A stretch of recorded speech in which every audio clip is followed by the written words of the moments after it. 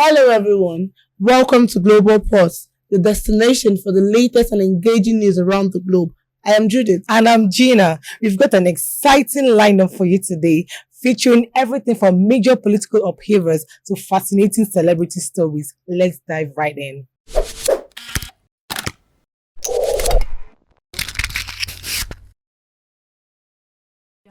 Kicking things off, a major development for students in Nigeria.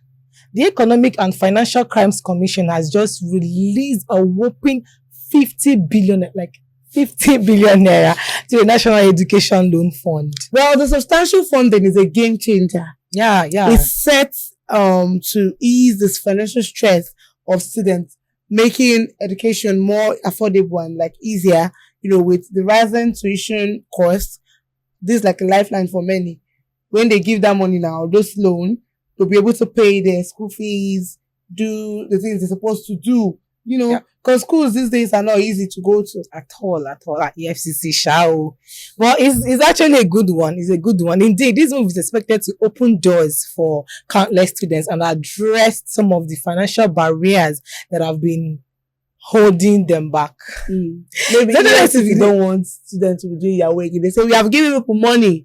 Take this money, don't do Yahoo. Like you don't know. Go to school. See, like you don't know. Let's just pretend that we don't know what's going on. Anyways, we'll be keeping an eye on the impacts of this release and how it has transformed educational landscape in Nigeria. Yeah. What will this 50 billion naira do? Will it help or will it not help? Shifting gears to Benue State, where the political tensions are flaring, youth have taken dramatic action by blocking the APC secretariat in protest against the recent political decisions. Well, actually, this protest has actually drawn significant attention, right? With roadblocks and clashes that underscores the deep-seated dissatisfaction among the local. Like they're not happy about what is happening in their political system in their state. I know that such demonstrations can often signal bigger issues within the political system. Yeah. If it's not properly looked into, like it might escalate into something bigger, and it will result in political unrest in the country, which is not actually nice for us this time around. Absolutely. It's actually crucial to watch how the local government handle this unrest and whether it leads to any substantial changes or discussions. Yeah, that's true. this political unrest can actually be a catalyst for change, Yes, like when people come out to say how they are dissatisfied with the system and all that. And it's definitely a situation to keep an eye on. I know that we have rights of freedom of speech and all that. So I think once the people come out to view and say how they're not happy, what they're not happy about in the political system, and generally spark response from the government. Well, let's head into Lagos, where an unexpected scene unfolded at the airport, where they said a woman actually tore her husband's passport. It happened a few days ago. Like the shock. Do you know what's tearing passports? Anyways, that's quite a dramatic sort of event. This incident has sparked a lot of curiosities and online chatters. The reason behind this outburst are still unfolding, but it's a stark reminder of how personal conflicts can spill into public eyes. Yeah, if not actually when leaked into it, can actually was. But I also heard that recently, that the husband came out to say that it was actually a prank. I don't know if it's true or not. Maybe he's just trying to cover up for his wife. And all that. That kind of thing. Now, maybe, when this thing with relationship now, when you up, you now come out to tell us, oh no, that's not what happened. That's the one who deceive us nowadays. Someone who up on the prank. Why not they do prank? If prank. It's a lie. They tell your passport to tell us. If I saw them blink twice. I swear,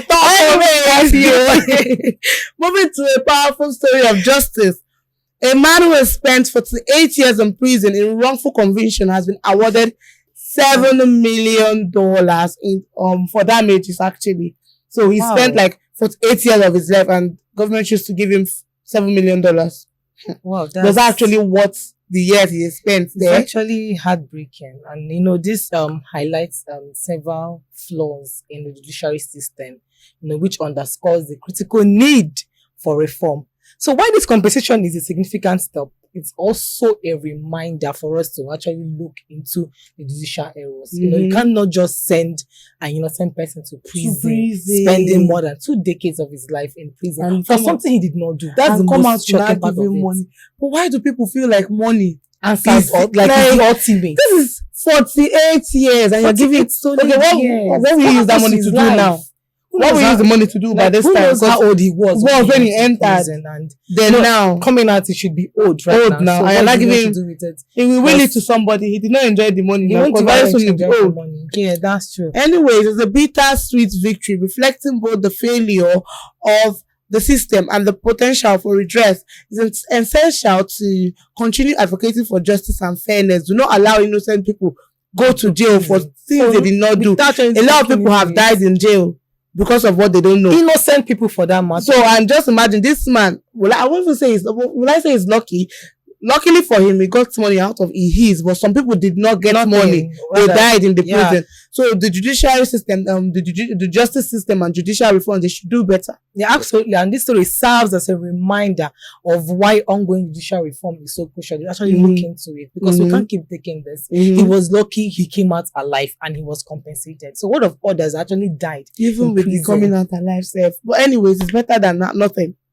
Well, let's actually switch into a positive development. The federal government is now recruiting 3,500 teachers across the country.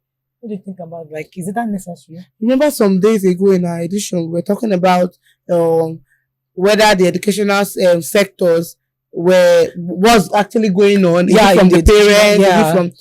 Well, I think this recruitment drive is aimed to address teacher shortage and enhance the quality of education. Yeah, that's true. It's expected to provide significant support to schools and create new job opportunities. You know that day I think we mentioned things like it's all round. So I'm glad that the federal government is trying to help.